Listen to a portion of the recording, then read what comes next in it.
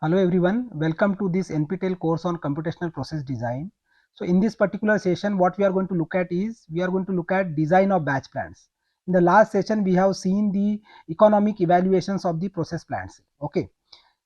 So batch plants are extremely important primarily because these are used in the manufacturing of several products like pharmaceuticals, specialty chemicals, etc. Okay. So you can see that each in a batch plant each batch is processed separately with a defined start and end point, allowing for a better quality control and customization. So if you look at the industries such as specialty chemicals, pharmaceuticals, food, polymers, in this commonly people use the batch plants, batch processes due to their flexibility and adaptability to varying the production needs. So batch processes are ideal for small to medium production volumes and diverse product lines, offering versatility in manufacturing.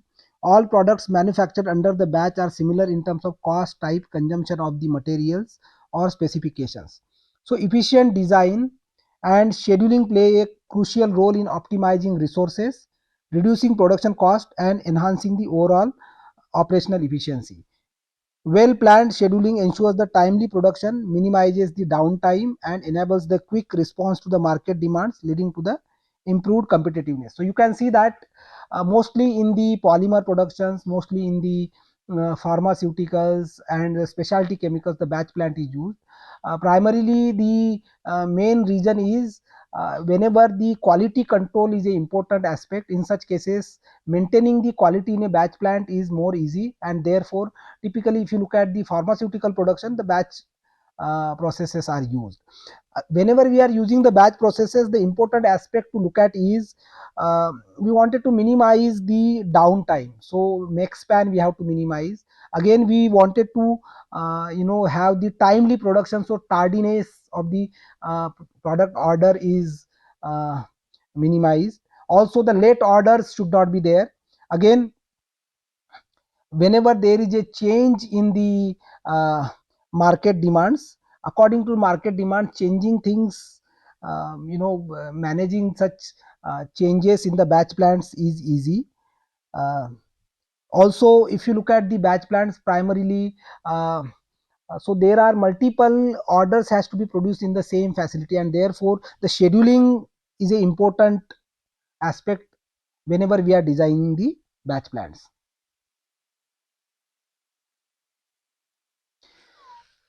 So single product batch plants, when we are looking at, these are commonly used for manufacturing the specialty chemicals with short life cycles.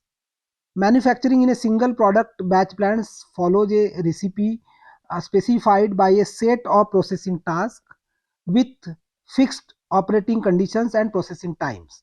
So the design of single product batch plants involves anticipating operational issues related to the scheduling even when processes are specified through recipes. So even though the recipes are fixed and there is a set processes are outlined for producing a product, still scheduling is an important aspect primarily because multiple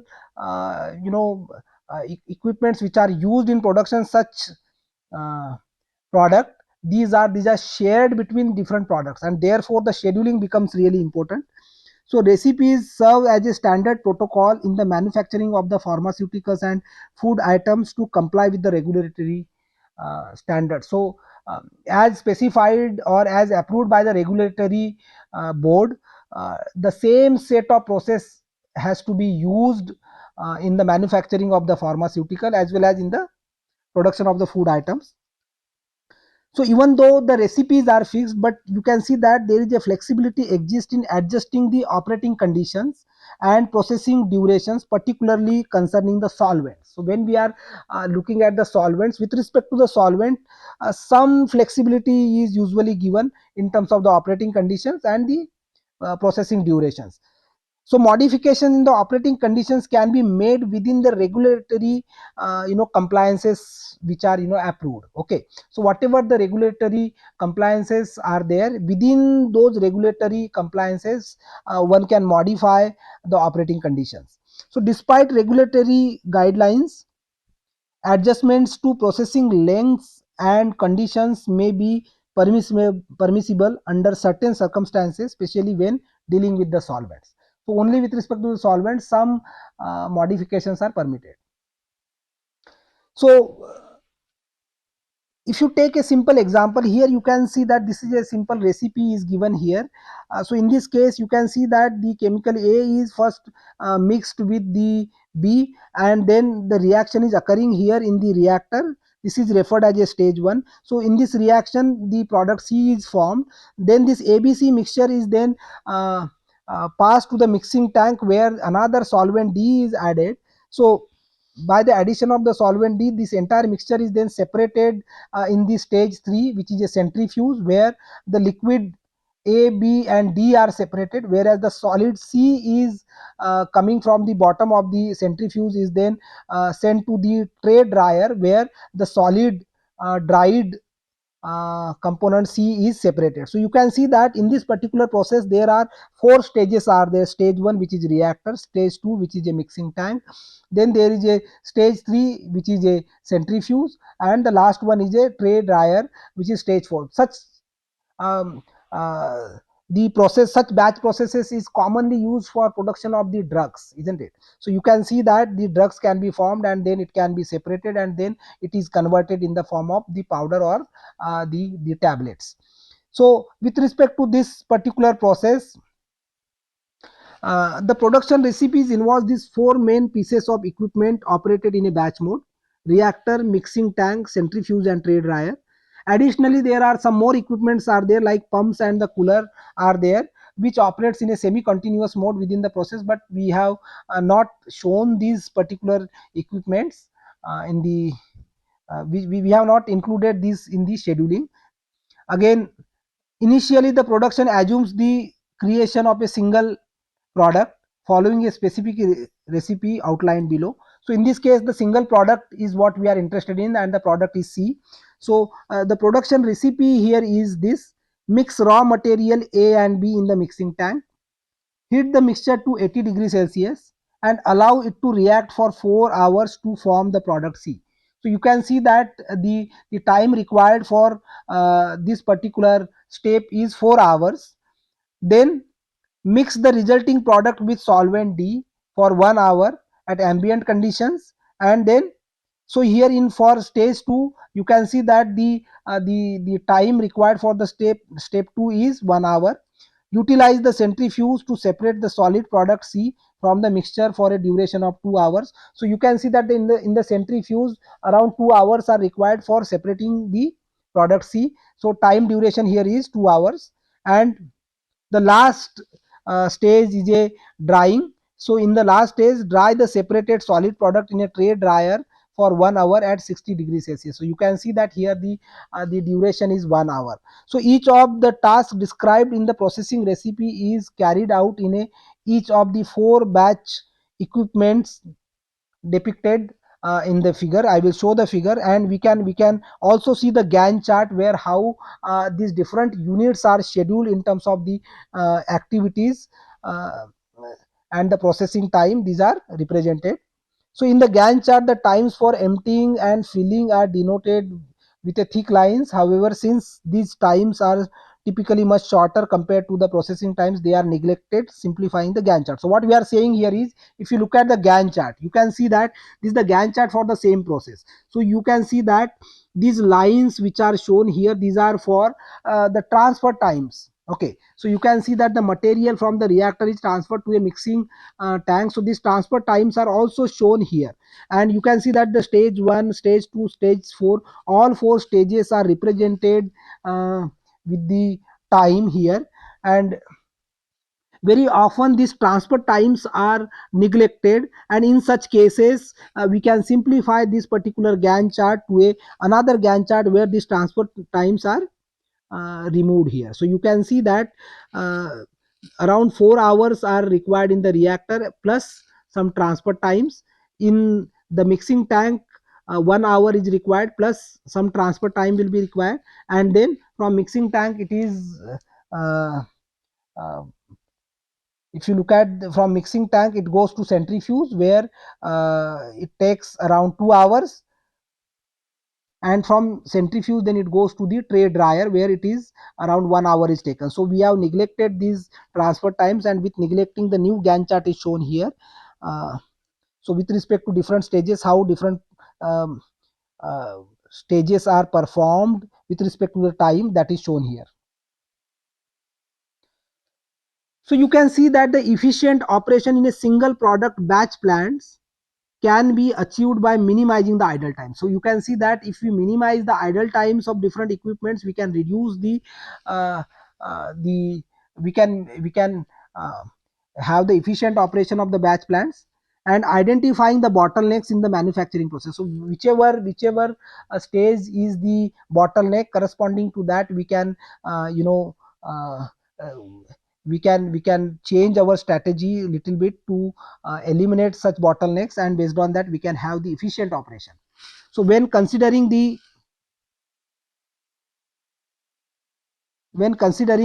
manufacturing of multiple batches or lots, a critical decision revolves around choosing between the non-overlapping and overlapping operation. So what non-overlapping and overlapping operation is? So when we are having the multiple batches, and if these batches are processed sequentially one after another, then it is called as non-overlapping. So what it means is, the batch 1 is first completed, and after that the batch 2 is starting. So there is no overlap between batch 1 and batch 2. So whenever the production is performed like that, then it is referred as non-overlapping. Whereas in overlapping operations, some stages of the batch 2 will start even when the batch 1 is still continuing the processing.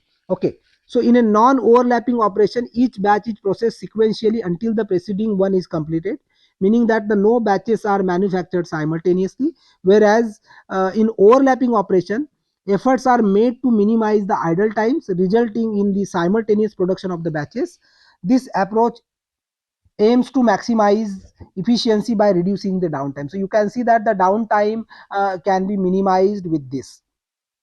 So for example, let's say after 7 hours the first batch may have completed the third stage, while the second batch has already undergone the 75% processing in the first stage. So we can see in the figure that uh, I'll show the figure, then you will appreciate. So you can see that this is the non-overlapping operation. Here you can see that the batch 1 is completed around 8 hours, isn't it? Then after, the second batch is started. So you can see that in this case, the cycle time is 8 hours, and downtime, if you consider for two batches, that will be 4 hour. This will be 8 hours and 8 hours here. So the downtime will be 16 hours here. But when we are looking at the overlapping operation, so when we look at the overlapping operation, we can start the second batch just after the operation of the first stage is completed in the reactor, isn't it? So after that we can process the second batch in the same reactor, isn't it? So you can see that with this, the cycle time is now reduced to 4 hours. And if you calculate the downtime will be, in this case, 4 this 4 and this 4, 8, 9, 11, 12. So you can see that the total downtime here is 12 hours, whereas the downtime here is, the max span here is 16 hours. So this is what is written here. So after 7 hours, the first batch may have completed the third stage, while the second batch has already undergone the 75% of the processing of the first stage. This is what happens when we are having the overlapping batches. So you can see that the figure illustrates the efficiency gains of the overlapping operation, showcasing the significantly reduced idle time. So you can see that in the figure, you can see that this particular unit remains idle for almost how much? Almost 4 hours it remains idle, isn't it? Uh,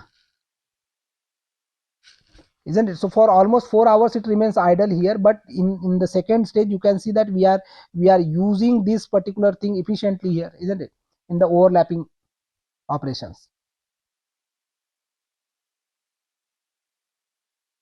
So additionally, figure B suggests that a stage 1 represents the bottleneck in manufacturing successive batches, indicating that the optimizing this stage is uh, crucial for overall production efficiency. Clearly the highest uh, processing time is required is in the reactor, that is stage 1. So this particular stage represents the bottleneck isn't it? So if we optimize our entire process with respect to this particular stage, then we can have the efficient operation.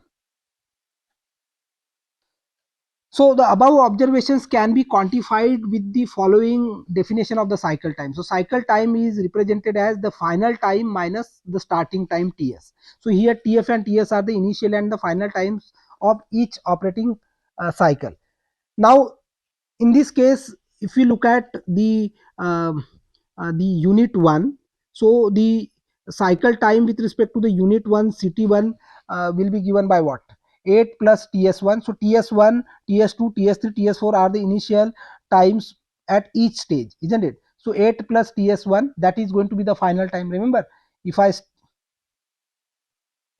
start from here, isn't it? So the final time will be what? 8 plus this 8 plus the starting time, isn't it? So whatever the time has happened in the previous batch, that will be ts plus 8 and 8 hour. After that the new batch can start, isn't it? So in this case 8 plus ts1 is the final time, isn't it? Minus ts1 is the starting time. So if we subtract here, you can see that the cycle time comes around 8 hours. For similarly, for unit 2, unit 3, unit 4, all 4 units we can calculate the cycle time. So cycle time comes around the 8 hours for all 4 units. So here for unit 2, uh, which is the mixing tank, that comes around 8 plus ts2 minus ts2, again 8 hours. For unit 3, which is nothing but uh, uh, the the unit 4, in this case we have used as a centrifuge. So this unit 3 is a centrifuge. So for unit 3, 8 plus ts3 minus ts3, which will be equals to 8 hours. Similarly, for the last tray dryers, the cycle time comes around 8 hours. So you can see that in this case all stages operate with the identical cycle times of 8 hours. Okay, but when we are taking the figure b, in figure b you can see that uh, the cycle time for the first unit is 4 plus ts1 minus ts1. You can see that here. So 4, and the final, you can see that after this only the second batch is starting. So 4 is the ts plus 4 is the final time, isn't it? Minus ts, that gives us the cycle time of 4 hours. So you can see that ct1, ct2, ct3, ct4 all are coming out to be 4 hours here. So clearly the cycle time for the second case is just 4 hours, whereas the cycle time for the first case is where uh, non overlapping operation, it is 8 hours. So from the given example where CT is 8 hours, it implies that the batch is manufactured every 8 hours, and uh, with cycle time of 4 hours, the batch is completed every 4 hours, isn't it? So every 4 hours there will be one batch completion, isn't it?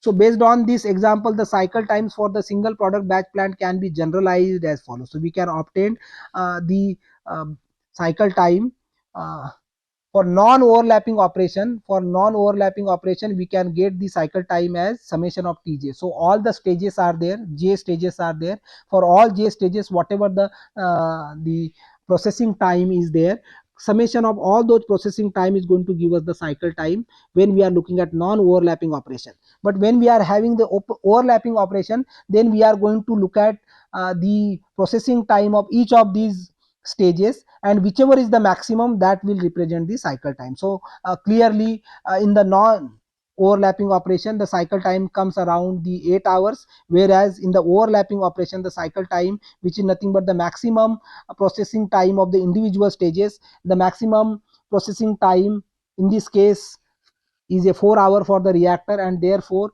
the maximum processing time is giving us the cycle time equals to 4 hours. So it should also be noted that the scheduling terminology, the term max span refers to the total time required to produce the given number of batches. So if we specify the given number of batches, how much time is required to produce those many batches, that refers to the max span. So if we are taking the previous example here, if you look at, if we take the 2 batches to be completed, then the max span is 8 hours, whereas in the second case, when we are taking 2 batches into the account, then the max span is just 12 hours. So this metric, this max span is an important metric primarily because it helps in evaluating the overall efficiency and productivity of the manufacturing process, as it provides the insight into the total duration of the production from start to finish for a specific quantity of the batches. So for a specific quantity of the batches, how much time is required, that we can get, and therefore it provides the information on the productivity of the manufacturing process. Now let's look at the multiple product batch plants. So there are two definitions. Multiple product batch plants involves the production of various products in the same facility. There are multiple products which we are trying to produce in the same facility, often in a sharing pieces of equipment. So multiple products are getting produced, and we wanted to share the equipments between these different products. So there are two definitions. The first one is a flow shop problem, and the second one is a job shop problem. So flow shop and job shop plants are common configurations for multiple product batch plants, each with its own production layout and scheduling challenges. So flow shop plants are where the products undergo the same sequence of operations in all stages, whereas the job shop plants where the products may not require all stages or follow the same sequence of operations. So what we are trying to say here is, when we are looking at the flow shop plants, you can see that all products, whenever we are looking at multi product plants, so all these products are actually following the same sequence of the stages, and same equipments are used sequentially. Okay, whereas when we are looking at the job shop, in a job shop plants, different products, the sequence of the equipment may not be same. Also some of the operations may not be following the same sequence of the operations also, isn't it? So you can see that this is the flow shop plant. You can see that all three products are following the same sequence of the stages 1 2 3 4. In a job shop plants, you can see that it may not be following the same sequence of the operations. You can see that this first one is following 1 2 3 4, whereas the second one is following 1 2 then 4 itself. There is no uh, stage 3 required for the product 2. For product 3, we are starting with stage 4, then stage 3, then stage 1. So you can see that the sequence of the operations are also different, and also some of the operations are not being used whenever we are having the uh, job shop plants. So job shop plants are where multiple products are produced, but each of these products are not following the same sequence of the recipe. They might be using some stages commonly, but some of the stages they may be omitted in the operations. So similarity between the products influence the resemblance of the real plant to either a flow shop or a job shop. Clearly, greater similarity among the products, whenever the products are nearly the same, in that case the plant resembling a flow shop, isn't it? So whenever the products are nearly the same, in that case the plant is flow shop, whereas whenever there is a dissimilarity between the products, it leads to the job shop plants. So flow shop plants are commonly referred to as multi product plants. Flow shop plants are referred as multi product plants, whereas the job shop plants are often referred as multi-purpose plant. So because of their flexibility to handle varying products requirement and operation sequences. So these are some differences between the flow shop and job shop plants.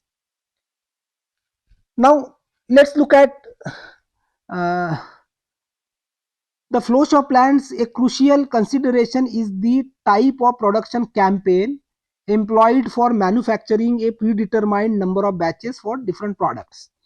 It should be noted that for the case of the batch plants with multiple products, it is not generally possible to obtain the closed form expression for the cycle times. So now in this case, both these flow shop plants are given here. You can see that there is a different campaigns are shown in figure 1 and figure A and figure B. So in a figure A, single product campaigns are illustrated.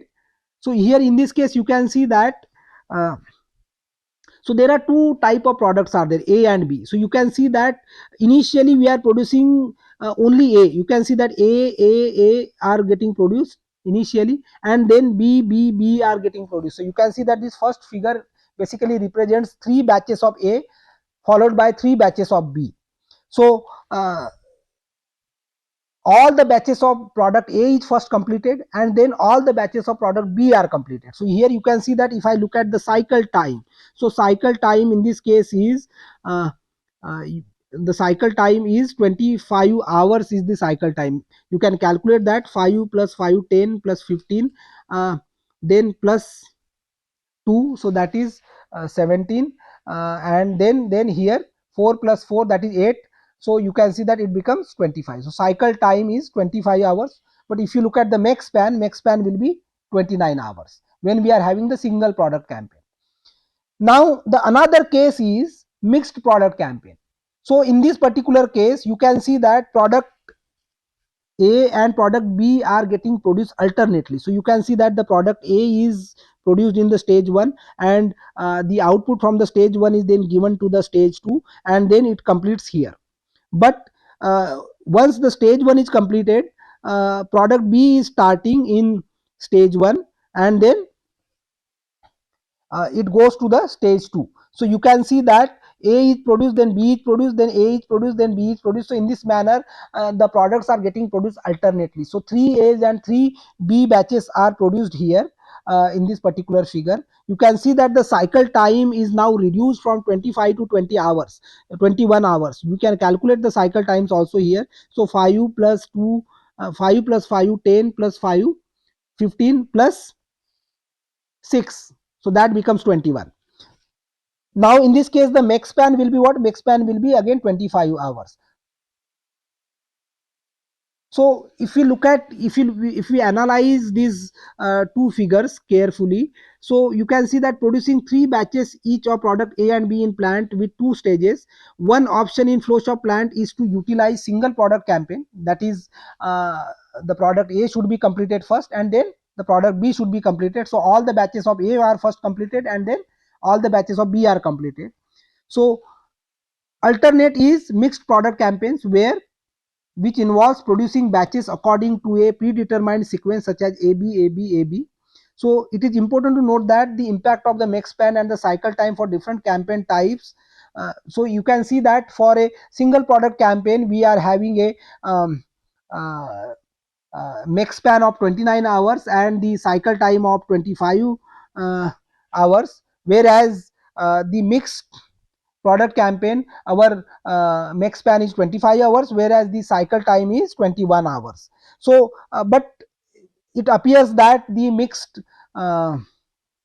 product campaign is better, but it is not necessary always. For instance, let's say in the mixed product campaign, you can see that this is the mixed product campaign. Here you can see that after product A, the product B is getting produced in stage 1. So clearly we require a cleaning of the stage 1. Similarly, cleaning of stage 2 is also required, and if there is a significant cleaning or the changeover time is involved, in that case we have to add those changeover or the cleaning time here. And if you take, let's say, a changeover or a cleaning time of 1 hour here, you can see that the cycle time increases from 21 to 26 hours, whereas the max span increases from 25 to 30 hours. So it is not necessary that the mixed product campaign will always give you a better efficiency. It may not be.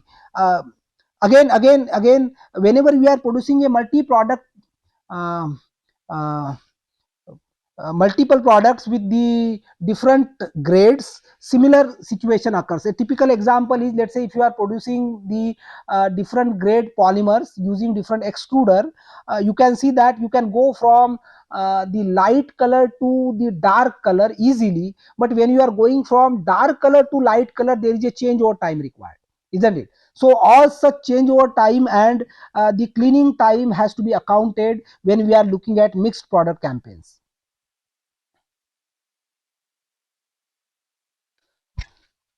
So in addition to the product campaigns, the transfer policies are also important here. So what are the different transfer policies that we will look at? There are 3 different transfer policies. So transfer policies in a batch processes determine how batches move between different stages of the production.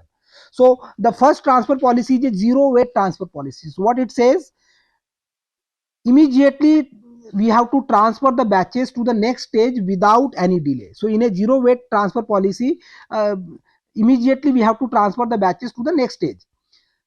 Again, this particular policy suitable when no intermediate storage is available. So whenever there is no intermediate storage is available, in that case we have to transfer the batch from stage 1 to stage 2, or when holding time further is not feasible. So this particular transfer policy is used whenever there is no intermediate storage is available, or even the holding the product in the batch is infeasible.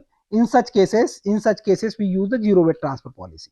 There is another transfer policy which is referred as unlimited intermediate storage. So unlimited intermediate storage means you have the infinite amount of intermediate storage facility available. So whatever the batch you are producing, you can store them in the inventories or in the storage tanks without having any limit on the capacity. So um, such storage policy gives you the most optimum solution, because then you have the higher flexibility, isn't it? Higher flexibility for scheduling, correct? So the third transfer policy is a no intermediate storage policy. So no intermediate storage policy means the batch will not be transferred to the additional storage, but it can remain in the batch itself. It can remain in the original stage itself. So no intermediate storage policy permits holding material inside the vessel temporarily, providing a balance between the immediate transfer and unlimited storage. So the choice of the transfer policy impacts the cycle times in batch processes. So with uh, zero weight transfer typically resulting in longer cycle times, we will see whenever we are having a zero weight transfer policy, typically the cycle time or the max span is higher compared to the unlimited intermediate storage and no intermediate storage policies. So balancing the transfer policies in batch processes is essential to optimize the production efficiency, minimize idle times, and ensure smooth material flow between the stages. So clearly, if you look at optimizing the operation, uh, which policy one should select, it has the significant impact on the schedule. However, there are pros and cons with respect to each of these policies. Particularly if you look at the unlimited intermediate storage, even though it is optimizing the scheduling, but it also increases your inventory cost. So those pros and cons has to be considered while implementing the different transfer policies. So the last point here is the efficient transfer policies contribute to reducing the production lead times, enhancing productivity, and maximizing the utilization of equipment and resources in the batch processes. However, sometimes optimizing one objective is impacting badly on the other objective. For instance, if you are minimizing the lead times by having the unlimited intermediate storage, it can increase the inventory cost. So we can look at this policy little bit in more detail. So you can see that uh, there are two products A and B, and product A requires 6 hours in stage 1, 4 hours in stage 2, and 3 hours in stage 3, whereas product B is requiring 3 hours in stage 1, 2 hours in stage 2, and 2 hours in stage 3. So if we uh, here in a zero weight transfer policy, you can see that zero weight transfer policy, whatever the batch is completed in the stage 1, it has to be transferred to the stage 2. So you can see that the product A, it is transferred from stage 1 to stage 2, and from stage 2 to stage 3. Similarly, now I can start my second product for product B only and only if there is no wait for the stages, isn't it? There is no wait for the different batches. So in this case, I can start only after sometimes here. So then after 3 hours it will be completed in stage 1. Once it is completed in stage 1, it goes to stage 2. So by this time you can see that the stage 2 is still available. So from stage 2 then it goes to stage 3, and you can see that once the stage 2 for the uh, product B is completed, immediately after that the stage 3 is available. So you can see that this particular time is a bottleneck here. So I wanted to have this stage 3 available for product B immediately once it is completed from stage 2. So you can see that in this particular case, if I calculate the cycle time, so cycle time for completing both these products A and B, you can see that the cycle time here is 6 plus 4, that is 10, and 10. Uh, so you can see that in this case 6 plus 4 plus 1, you can see that I can start my um, uh, batch, I can start the product A again in stage 1 at this particular time. So if I calculate the time here, 6 plus uh, 4 plus 1, so that becomes 11 hours. So you can see that the cycle time is 11 hours here. Now let's move to the no intermediate storage. So if we do not have an intermediate storage, in that case what happens is whatever the material is processed, it remains in the stage, that's vessel itself. So you can see that once the product A is completed in stage 1, it is transferred to stage 2, and from stage 2 it is transferred to stage 3, but I can start my uh, product B immediately here. You can see that I can start my product immediately here once the product A is completed in uh, stage 1.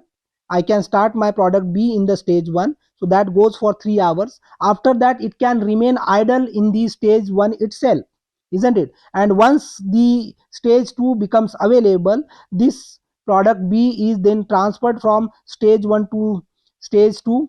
It remains in the stage 2 for 2 hours. Processing time is 2 hours, but then it remains in the stage 2 for even longer period since stage 3 is not available. And from once the stage 3 becomes available, the batch, the product B is then transferred from the stage 2 to stage 3. So clearly in this case the cycle time is now reduced to 6 plus 3, which is 9. So we have reduced the cycle time from, cycle time here is 6 plus 4, that is 10. So cycle time is reduced to 10 from 11. You can see that we can start the product A again here, so which is after 10 hours. So compared to this, when we look at the unlimited intermediate storage, when we are having the unlimited intermediate storage, that means the material we can take out from the stage and we can store it separately in the storage tank. So you can see that here, uh, when the product B is starting just after the completion of the product A in the stage 1, and then it completes in 3 hours. After 3 hours the material will be transferred from stage 1 to a storage tank. It remains in the storage tank uh, till the point my stage 2 becomes available, and my stage 2 becomes available here. Then this product B is processed in the stage 2 for 2 hours. Then again it will be shifted to a another storage tank. It remains in the storage tank till my stage 3 becomes available, and once my stage 3 becomes available, then it get processed in the stage 3, and that becomes the final product. So you can see that in this particular case my cycle time is further reduced to 9 hours, but in this case we additionally require these storage facilities. Intermediate unlimited storage facilities are required. So you can see that whenever we are having the parallel units or intermediate storage, uh, this can help in improving the efficiency. So parallel units and intermediate storage are strategies used in batch processes to enhance equipment utilization and optimize the production efficiency. So parallel units involve the operating multiple units of the same equipment simultaneously, allowing for the increased throughput and reduced cycle times in the batch process. So what we are trying to say here is, you can see that this particular part is the bottleneck, isn't it? This particular stage 1 is the bottleneck, so I can have the multiple stage 1, so that is something called as a parallel unit. So parallel unit, you can see that, involves operating multiple units of the same equipment simultaneously, allowing for increased throughput and reduced cycle times in batch processes. Again, in intermediate storage tanks, similar to the parallel units, if you are using the intermediate storage tanks placed between the stages in a production process, they can decouple the operations. So you can see that we have decoupled the operation here. You can see that once the batch is completed here, the product B is completed in stage 1, we are storing it in the tank. So you can see that the both these product A and product B are kind of decoupled here now. uh, Now I can use the stored material only when the stage 2 is available. Okay. So parallel units, intermediate storage tanks placed between the stages in a production process decouple the operations, enabling different stages to operate at varying cycle times and batch sizes. Again, the parallel units can be strategically deployed at bottleneck stages to increase the production capacity and reduce the cycle times. This can enhance the overall efficiency of the batch processes. So you can see that whatever the bottleneck unit is there, we can have the multiple such bottleneck units, and with that we can improve the efficiency significantly. So intermediate storage facilities smoother the material flow between the stages, enabling the better coordination of the production schedules and reducing the idle times of the batch processes. Again, same thing can be said with respect to the intermediate storage facilities, where we can reduce the uh, idle times significantly. We can also reduce the cycle time and the make span significantly by using the intermediate storage facilities. So now you can look at the example here. So you can see that here the fermentation process is carried out. So there are two stages are there, stage 1 and stage 2. Stage 1 is taking 12 hours. You can see that after the stage 1, the product is then transferred to a stage 2 where it is taking 3 hours. So you can see that the bottleneck here is the stage 1, which is taking 12 hours. So in this case, if I have to use the uh, if I am not using any uh, uh, if I am not using any intermediate storage, or if I am not using any parallel unit, in that case the zero weight with the zero weight uh, transfer, this is the best schedule we can get. You can see that once the stage 1 is completed, we can start the stage 2 for the stage 1 for the batch 2, and in this manner for these 3 batches, you can see that the max span will be what, uh, 36 plus 3, so 39 hours is the max span here, you can see, and the cycle time is a 12 hours. So now when we are having, let's say, the parallel units, let's say we are having the parallel units in the fermenter. So you can, let's say, if we have a multiple of the stage 1, so if we are having a multiple of stage 1, you can see that we can start the batch 2 directly here. So batch 1 is still under the process. Once the batch 1 is completed, it goes to the stage 2, but there is a parallel unit for stage 1 which can start the batch 2 directly here. So you can see that we can complete the batch 2 almost 50% before the batch 1 is completed in the stage 1. Okay, so once we are having a parallel unit like this, now you can see that my cycle time is reduced from 12 hours to 6 hours. Now in addition to that, if we take a third case where we are having the uh, you know uh, uh, we are producing the larger batch size in the stage 1, but then we are storing that material in a intermediate storage, and from that intermediate storage then we are processing the smaller size batches in the stage 2. So you can see that, let's say, uh, whatever the amount which is getting processed in stage 1 is divided into 4 different parts, and all these 4 different parts are then individually processed in the stage 2. So you can see that in this manner uh, uh, we can efficiently use the equipment, and we can reduce the idle times. You can see these idle times which are here, we can reduce those idle times, which we can eliminate those idle times here in the third case where intermediate storage is there. So the same discussion is written here. The fermentation plant depicted in figure A showcases a significant difference in the processing times between the stages. Stage 1 requires 12 hours, while stage 2 only takes 3 hours. So clearly the stage 1 is the most critical stage here, the rate limiting stage here. So cycle times for each batch in the figure is determined to be 12 hours. That is what we have seen. Given that the stage 1 serves as the bottleneck, a potential solution is to introduce the additional unit in a parallel within that stage, isn't it? So that is what we have done here. We have added additional stage 1 unit here, and because of that now cycle time is reduced from 12 hours to 6 hours. So with this inclusion of this extra unit, the plant's operation can be modified, which is shown. This adjustment results in the reduced cycle time of 6 hours. And whenever we are having such additional parallel units, we can calculate the cycle time by using this particular equation. So where you can see that the equation for cycle time with zero weight transfer and parallel unit is given.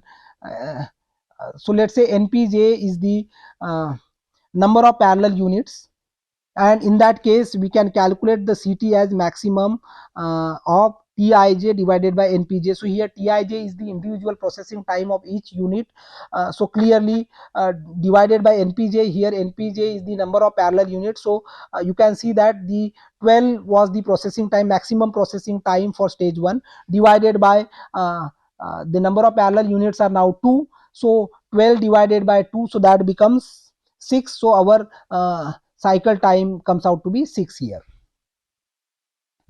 So when aiming to produce a large number of batches, it is important to consider optimizing the batch sizes. So batch sizes, whenever we are trying to produce large number of batches, optimizing the batch size is important, primarily because based on the batch size, the equipment size you can design.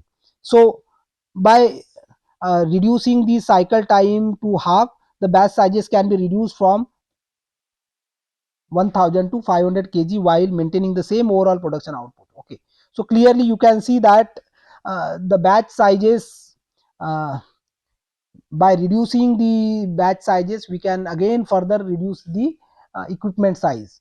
So another option involves introducing the intermediate storage between the stages. So you can see that the third case which we have seen here, where the intermediate storage we have added.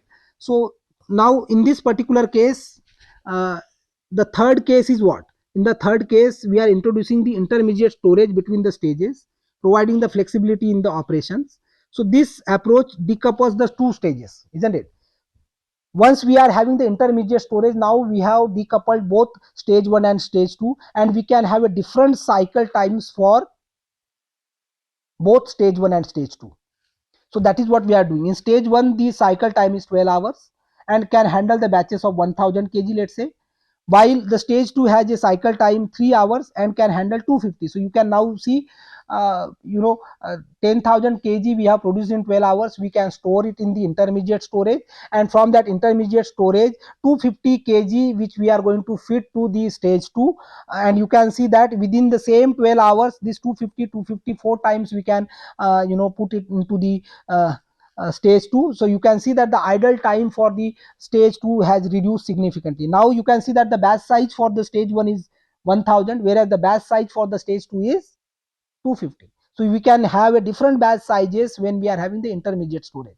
So again, the every batch produced in stage 1, the 4 batches will be produced in stage 2 in this particular case. So in this scenario, it is evident that the intermediate storage needs to accommodate up to 3 batches, ensuring the smooth operation without the idle times.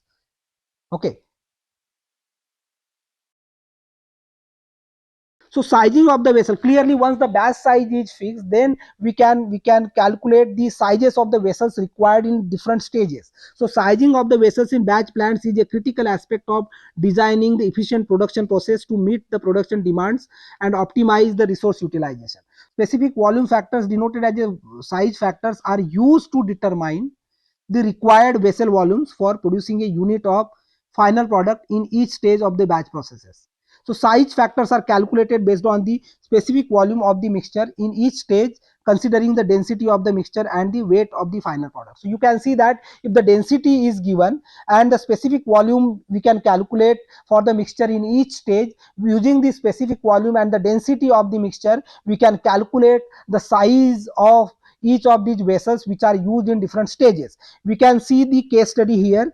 So let us consider a two-stage plant aiming to produce 5 lakh kg per year of the product C.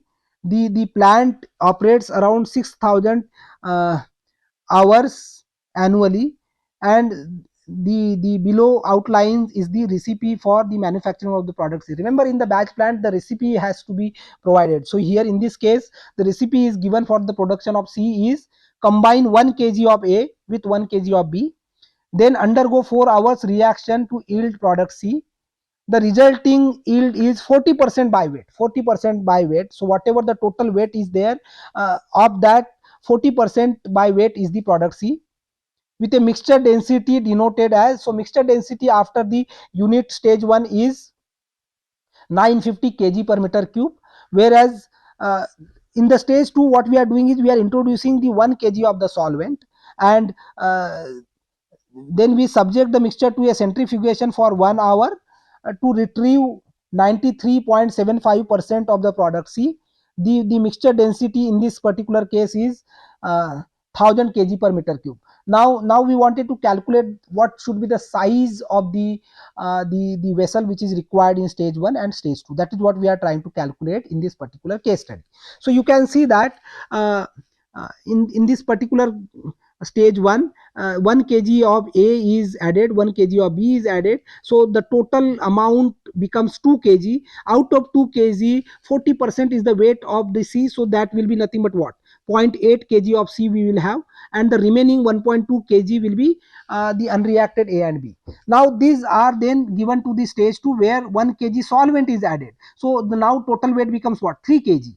Out of that you can see that out of this 0.8 kg C, in the problem it is given that 93.75% of the product C will be retrieved.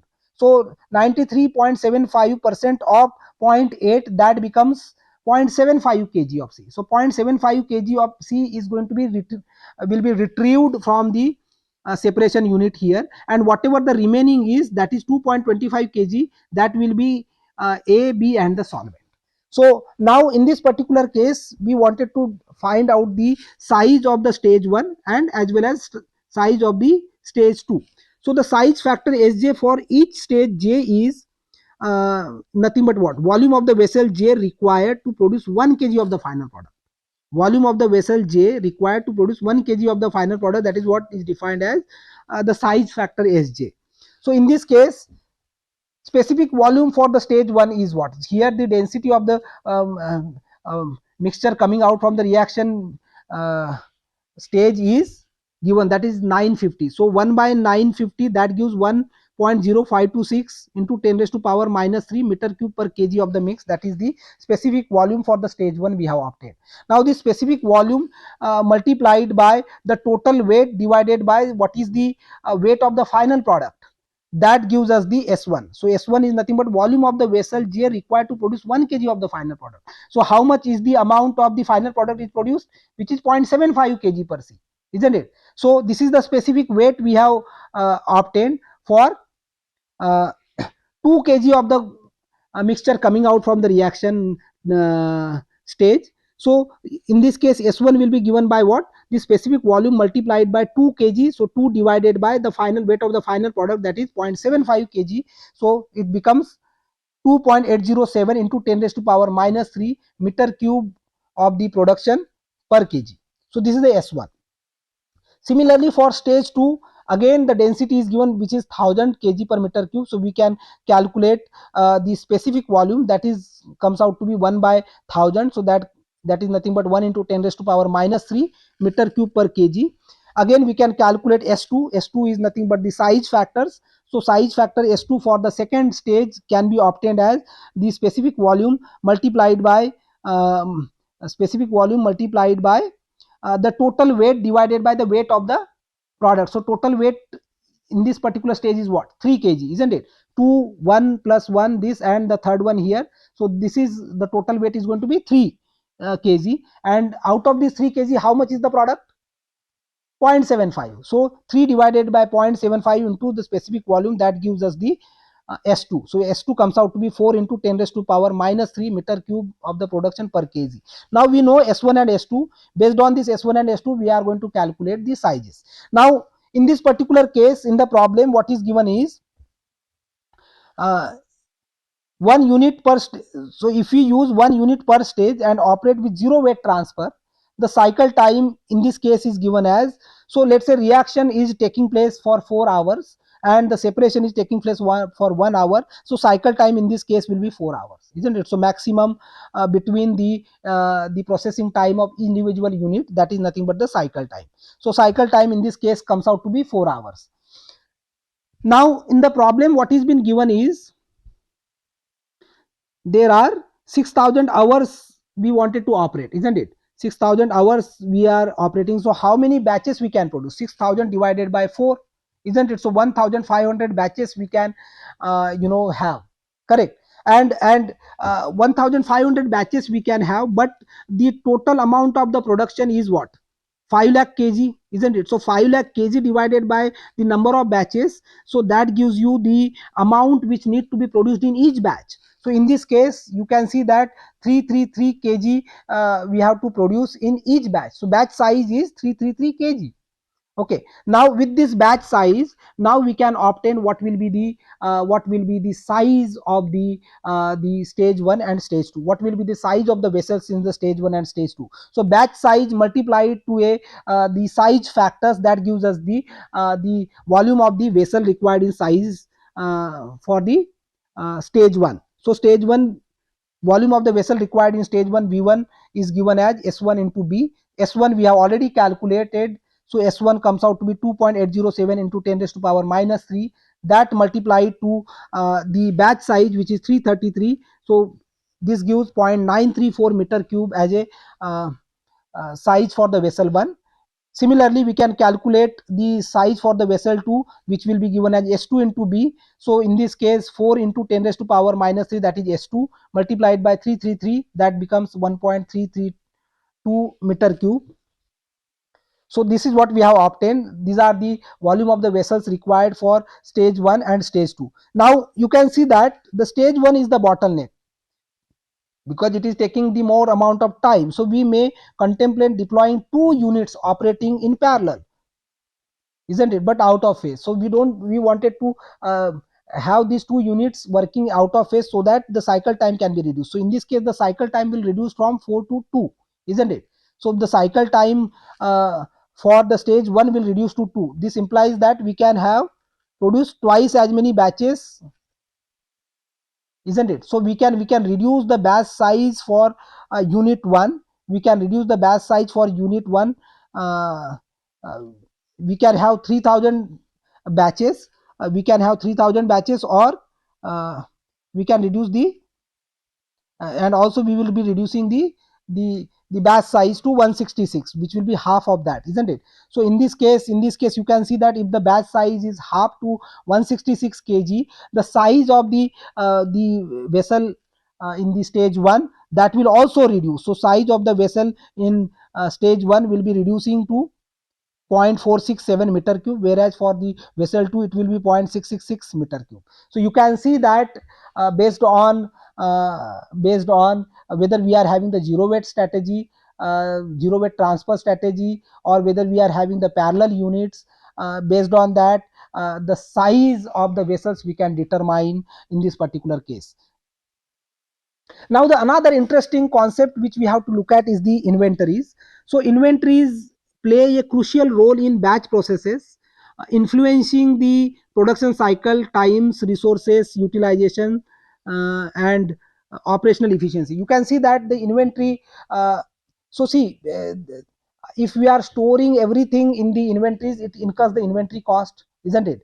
And if we are having the zero weight uh, transfer, in that case we don't require inventory. In that case, whatever the product which is produced in stage 1 is transferred to the stage 2 immediately, we don't require inventories in such cases. So clearly in that case we don't require the inventory cost. So the selection of the production cycle in batch design involves the trade-off between the transition, cleanup times, and inventory levels, impacting overall process performance. So shorter production cycles reduce the need for carrying the large inventories by producing products more frequently, but may increase transition times, affecting the overall efficiency, isn't it? Again, The longer production cycle decreases the transition times, but then we require the higher inventory levels, as products are produced less frequently, and therefore these products has to be stored in the inventory, impacting the resource allocation and the storage requirements. So managing inventories efficiently in a batch process involves considering the factors such as production demand, cycle time, storage capacity, and material flows to ensure smooth operation of the resource optimization. So clearly, what inventories, what size of the inventories we should be having, all these have the impact on the production efficiency, and managing the inventory is also a important aspect in the optimizing the process. So analyzing the inventory profiles helps in understanding the impact of production cycle length on the inventory management, identifying the opportunities to optimize the inventory levels and the production schedules. So clearly, we have to maintain the inventory profiles, and whatever the inventory profiles are, based on that we have to obtain the production schedule, optimize production schedule. Now let's look at the synthesis of the flow shop plants. So synthesis of the flow shop plants involves generating and evaluating the various alternatives to design efficient production systems in batch processes. So a key objective of the synthesis is to explore different configuration of the equipment and processes to identify the most cost effective and operationally efficient design for batch production. The number of potential alternatives in flow shop plant synthesis can be extensive, requiring systematic optimization approaches to evaluate the economic trade-off and performance metrics. So you can see that there are multiple objectives are involved and multiple alternatives are involved whenever we are looking at the synthesis of the flow shop plants.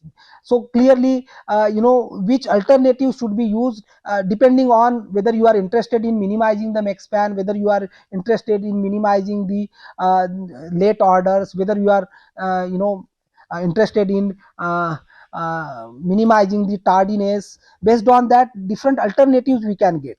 So again all these alternatives will have the implication in terms of the cost. So net present value is commonly used for economic evaluation in the flow shop plant synthesis, considering the factors such as revenue, investment cost, operating cost, inventory cost, interest rates, project life, tax rates, and salvage value. So you can see that net present value we can calculate using this particular equation, and then based on the net present value we can select the alternatives here. So you can see that here R is the annual revenue of the products, CI is the investment cost, CO is the operating cost, uh, C in INV is the inventory cost here. Uh, I is the interest rate, N is the length of the project life, TX is the tax rate, and S is the fraction of the investment for the salvage value. So with this, we can calculate the net present value for different alternatives, and based on that, we can select the best alternative of the flow shop plant. So again, when we are trying to select the best alternative, there are different aspects while making the decision. So there are three major decision levels involved in a batch processes and their corresponding items as given here. So the first level is the structural level. In the structural level, the assignment of the task to the equipment. So actually it involves the determining how different tasks or operations are allocated to the specific equipment or processing units within the production system. So multiple tasks are involved in the one unit, or only single task is involved in the one stage. This type of decisions we have to make in the structural level. Also, how many number of parallel units or intermediate storage are available. So this refers to deciding on the utilization of parallel units, multiple units operating simultaneously, and also how many intermediate storage facilities are there to optimize the production efficiency and the resource utilization. So these decisions has to be made in the structural level. Then the next one is, once these decisions are made, based on that we can calculate what will be the batch size. Once the batch sizes are there, then we go for the equipment sizing. So equipment sizing level is nothing but what equipment sizing is calculated. So in this case, we determine appropriate size and capacity of the equipment and processing units based on the production requirements, batch sizes, and operational constants. So the same way, the way we have calculated the size for the vessels in the illustrative examples, in this manner we can calculate the size of different equipments required in different stages based on the batch sizes, different constants and production requirements. The next is the scheduling level. Once the sizing and the structural level is done, then how we are going to allocate different equipments for different tasks, this is something which we call it as a scheduling. So in this particular case, the nature of production campaigns, so whether we are having the sequential single product campaign or multi product campaign is there, that we have to select. What are the transfer policies we are looking at? It is whether it is a zero weight transfer policies, whether it is a infinite storage uh, uh, policy, or whether it is the non uh, uh, immediate storage facility. So all these uh, transfer uh, uh, policies also have the impact on the schedules. So all these policies are utilized in the problem formulation, and based on that we obtain the optimized schedule, uh, which can use the resources in the most judicious manner. So then the next important aspect here is the length of the production cycle. So here we are trying to minimize the production cycle. So considering the factors like batch processing times, inventory management, and production efficiency. And the third important decision we have to make at the scheduling level is the sequencing of the products. So whether we will have all the um, uh, product A should be sequenced first and then the product B should be sequenced, or it should be alternate product. All these decisions we have to make it here. So involve establishing the order in which the different products are processed within the production system to maximize the throughput, minimize the idle times, and optimize the resource utilization. So basically what we are trying to say here is, in the last point, is nothing but, so you can see that in this particular case, we are having this multiple products are there. So you can see that the single product campaign, we are having only the product A is getting produced first, and then we are producing the products in the alternate way like AB etc. So which product campaign should be selected, that is what we are discussing in the last point.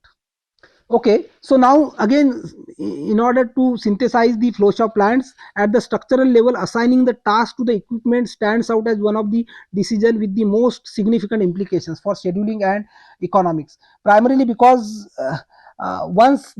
because based on how many vessels you are making for different tasks, based on that the capital cost will be incurred and also the operating cost will be there. So you can see that in this case, let's say there are 4 tasks are there. The first task is the mixing, which is taking place for 2 hours. Then the task 2 is there where the reaction is occurring. Task 3 again the mixing is occurring, and in the last task the reaction is occurring for 2 hours. So if you look at the Gantt chart for this process, the Gantt chart is showing here the cycle time here can be 4 hours because the maximum processing time is taking place in the reactor. So you can see that the maximum cycle time we can have 4 hours. But now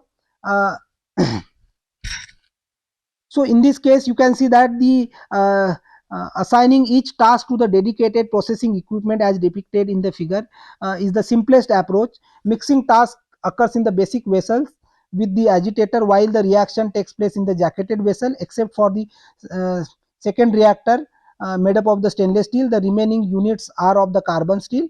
The cycle time in the figure is 4 hours, assuming the zero weight transfer. This is what we have seen here. Here the cycle time will be 4 hours in the zero weight transfer policy. Now we can modify this particular process, isn't it? And we can say that the task 3 and 4 we wanted to do it in one vessel itself. So in that case you can see that if you do that with this particular case, my cycle time is still remains 4 hours, isn't it? Cycle time remains 4 hours, but the number of equipment I have reduced. So here the simplest rule is to, whenever we are synthesizing the flow shop plant, the simple rule here is merge the adjacent tasks whose combined processing times do not exceed the cycle time. So you can see that I can combine these stages two stages, mixer and reactor, which are incurring 2 hours and 1 hour, so that becomes 3 hours, and this 3 hours is less than the cycle time of 4 hours, so I can combine these two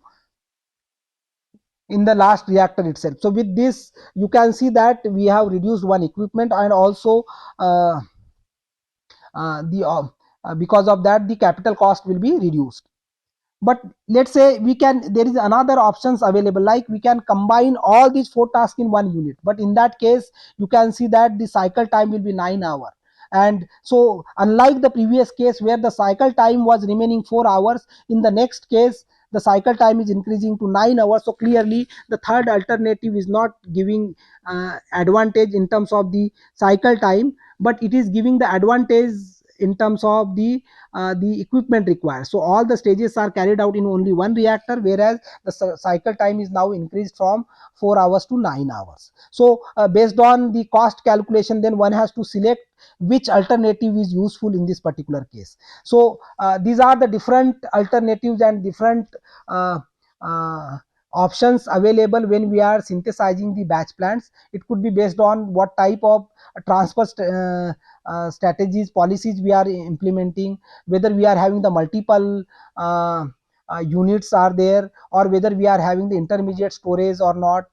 Based on that different alternatives are possible, and the best alternative one has to select based on the cost calculation. So we stop here, and we will continue with the modeling of the process flow sheet and the optimization in the next session.